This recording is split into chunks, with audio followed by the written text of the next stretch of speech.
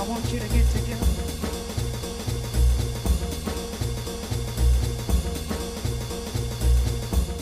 Hello everyone, I'm John Coleman here. I hope you all had a very nice Easter. Personally, good news, my dad's had both his jabs and my mum had her first one, so hopefully soon I'll get to see my parents and be able to give my mum a hug.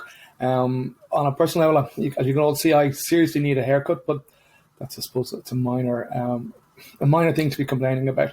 So, what's been happening in the month of March in the property and the mortgage market that's worth sharing? Like the world, the property market seems to have, I suppose, mirrored the craziness that's happening. I've experienced things that's going on that I have never experienced before. I've had clients tell me they've had to pay to get a viewing, which unheard of. I had another client saying before they could actually agree to buy the house, the seller wanted to make sure that they could get their life assurance so that they weren't affected by any health COVID issues. So again, that's something that I had never come across before. My personal predictions for the market are as follows. There was a lot of people buying houses in the month of March, but all virtually. And they may have just got in to see it when they agreed to buy it. But I would be anticipating that some of these houses or some of these sales will fall through for no other reason than if people are buying in a panic or in a hurry when they have time to reflect, may well feel that it's not the right purchase. So if the dream house that you were looking at has gone, don't despair. It just may come back. Just keep an active eye on it. Like some of the banks out there are insisting that if they're giving exceptions, that people buy within a month or two, or else the exceptions are gone. So it's kind of creating a slight buying frenzy. That being said as well, I would anticipate a supply increase based on, there were people who wouldn't have put their house on the market because they wanted to make sure that anyone that could see it would see it properly. And they wanted, instead of 2 people who might be prepared to buy a house virtually, they want to have 10 people who can come and view it and hopefully even get a higher price. So I would anticipate that those people will come to the market. Traditionally, April, May, more houses do tend to come onto the market because, when you're buying a house, the house looks better in the spring or summertime than it will do in the early months of the year.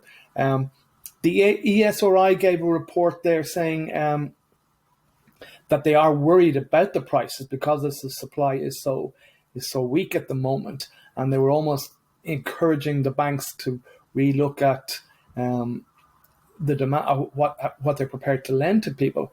Again, that's only just noise at this point, but it's coming from a respected authority that they are worried that the prices will continue to rise unless something is done about it. My own view on it is it's a supply issue, not a demand issue, but that's just a personal opinion, so I don't want to pretend I'm an economist. But that being said, I am anticipating more supply coming back to the market based on house price or house deals falling through when consumers have a change of heart, and just the traditional more houses will come onto the market given the time of year that's in place. So hopefully the house that you're looking at will become available and it won't be preceded with kind of a buying frenzy.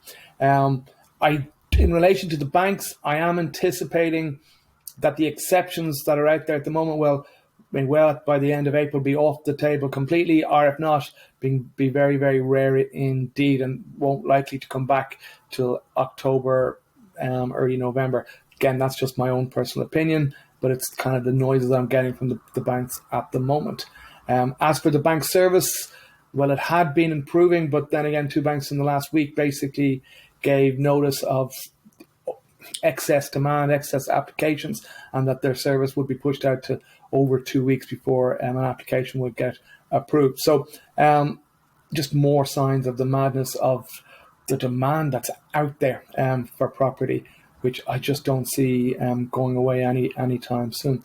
So anyway, if you have any follow-up questions on this, don't be afraid to drop me a line. My contact details will be attached, and I hope you got some benefit from listening, and we'll talk to you soon. Bye.